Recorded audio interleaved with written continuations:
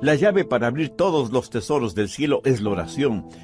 No se olvide de lo mejor. Jesús dijo, pedid y se os dará, buscad y hallaréis, llamad y se os abrirá.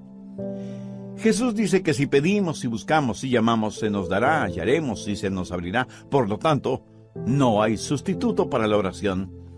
Ni la elocuencia, ni el intelecto, ni la energía, ni el entusiasmo, ni las buenas intenciones son reemplazo para la oración. Yo creo que el más grande recurso del mundo aún no utilizado es la oración. Se estudia para ver cómo se puede aprovechar la tremenda energía que hay en los relámpagos o en las inmensas olas del océano, o cómo aprovechar más eficientemente la energía solar. Pero la más grande fuente de energía, aún totalmente desconocida por los seres humanos, es la oración ferviente. Y somos unos necios que estamos ignorando esa energía. ¿Por qué la pobreza de muchos cristianos? ¿Por qué la falta de poder en la vida de muchos creyentes? Una sola respuesta: vidas sin oración. Si algún fracaso tenemos en nuestra vida, es el fracaso en nuestra vida de oración. No tendríamos pecados en nuestras vidas que la oración ferviente no hubiera podido ayudar a evitarlos. No hay ninguna necesidad mayor en nuestra vida que desarrollar una vida de oración. ¿Por qué? ¿Por qué debemos orar? Escúcheme, cuando oramos, no oramos para informarle a Dios de ciertas cosas. Él las sabe. Tampoco oramos para darle instrucciones a Dios. Cuando oramos, estamos invitando a Dios a conversar con nosotros. ¿Qué quiero decir con esto? Verá, Dios quiere hacer realidad ciertas cosas en nosotros. Y quiere hacer ciertas cosas por medio de nosotros. Y quiere hacer esas cosas si es que nosotros se las pedimos en oración. ¿Por qué Dios nos pide que oremos? Primero, por un factor de compañerismo. Juan 15:7. Si permanecéis en mí y mis palabras permanecen en vosotros, pedid todo lo que queréis y os será hecho. ¿Qué es lo que Dios quiere que hagamos? ¿Dios simplemente quiere darnos cosas? ¿O quiere Dios tener comunión, compañerismo con nosotros? Dios quiere que tengamos comunión con Él. Por lo tanto, Dios dice que oremos porque por medio de la oración permanecemos en Él y Él en nosotros. Dios puede estar sin nosotros, pero nosotros no podemos estar sin Dios. Cuando usted ora y Dios contesta, usted habita en Él y Él en usted. Somos colaboradores de Dios. Pablo en 2 Corintios 6:1 dice, así pues nosotros como colaboradores suyos. ¿Lo ve? Hay este factor de la comunión, del compañerismo, de la amistad. Segundo, el factor del desarrollo. No hay nada que pueda ayudarle a crecer como cristiano que la oración. Cuando permanece en el Señor Jesucristo y Él permanece en usted, crecerá espiritualmente en la misma proporción que la que ora. ¿Alguna vez se ha preguntado por qué Dios no contesta sus oraciones inmediatamente? Sencillamente porque Él quiere que usted crezca un poquito más cada día. Algunas veces nos acercamos a Dios y simplemente le decimos, Dios, haz esto. Pero hay algo que Dios quiere que nosotros hagamos primero, y es orar, porque la oración ayuda a desarrollar nuestras vidas. Cuando Dios no nos da algo que le hemos pedido, enseguida preguntamos, ¿por qué Dios no contesta mis oraciones? Y el Espíritu Santo nos dice, porque hay pecado en tu vida, eres egoísta, eres carnal, te interesa más lo temporal y material que lo espiritual y eterno.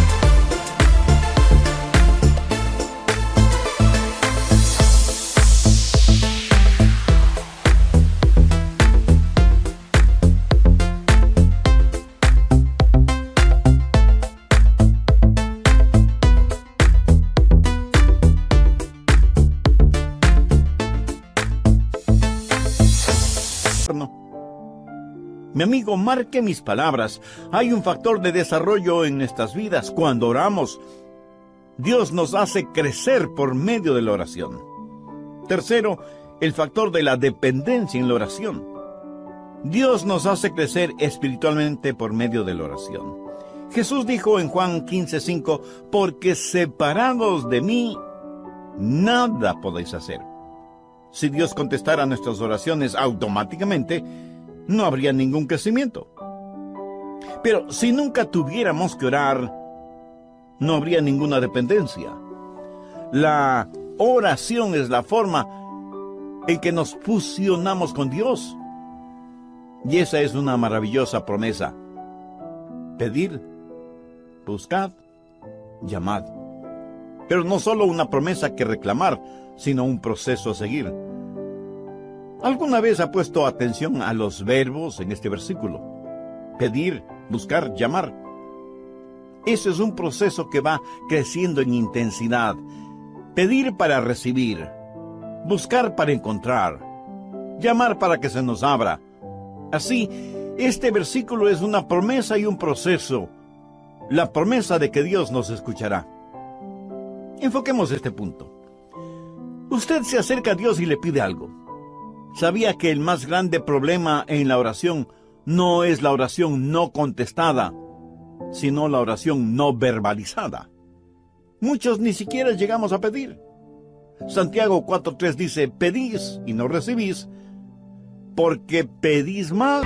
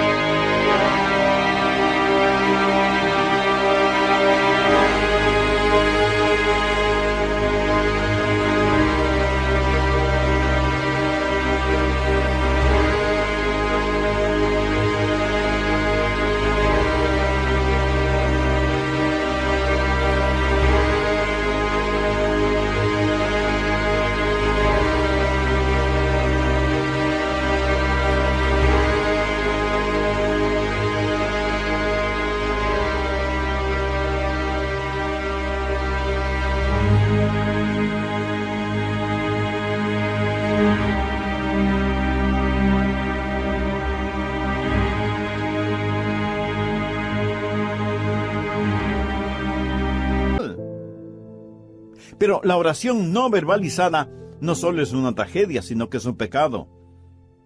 El profeta Samuel dijo, lejos sea de mí que peque contra Jehová, cesando de rogar por vosotros. Una y otra vez la Biblia no solo nos invita a orar, sino que nos ordena orar. Busque Lucas 18:1. También les refirió Jesús una parábola sobre la necesidad de orar siempre y no desmayar. Y en Marcos 14:38, Jesús les dijo a los discípulos, velad y orad para que no entréis en tentación. Escúcheme, cada vez que pecamos es porque hemos fracasado en orar como debíamos hacerlo. Y Pablo dice que no debemos estar afanosos por nada, sino que debemos dar gracias por todo. Y que con oración y ruego debemos hacer conocer nuestras peticiones a Dios. La razón por la que estamos tan llenos de preocupaciones y ansiedades es porque no hemos aprendido a orar. Y porque cuando oramos, pedimos lo que queremos y no lo que en verdad necesitamos. Una buena manera de probar si lo que pedimos es correcto o incorrecto es preguntándonos, ¿puedo pedirle esto a Dios? Si su propia respuesta es negativa, pues no se atreva a pedírselo a Dios. Y si es incorrecto pedírselo a Dios, entonces es incorrecto el tenerlo o el hacerlo. No divida su vida entre lo secular y lo sagrado. No piense que cuando ora, Dios está interesado en unas cosas y no en otras. Se puede imaginar a Jesús viviendo de esa manera. Cada día es un día santo. Y cuando estamos en la voluntad de Dios, todo lo que pidamos en oración, le puedo asegurar que estará de acuerdo con la voluntad de Dios. Y si usted me pregunta, pastor, ¿y qué de las cositas pequeñas? Porque yo oro solo por las cosas grandes. Mi amigo, ¿qué es pequeño o qué es grande delante de Dios?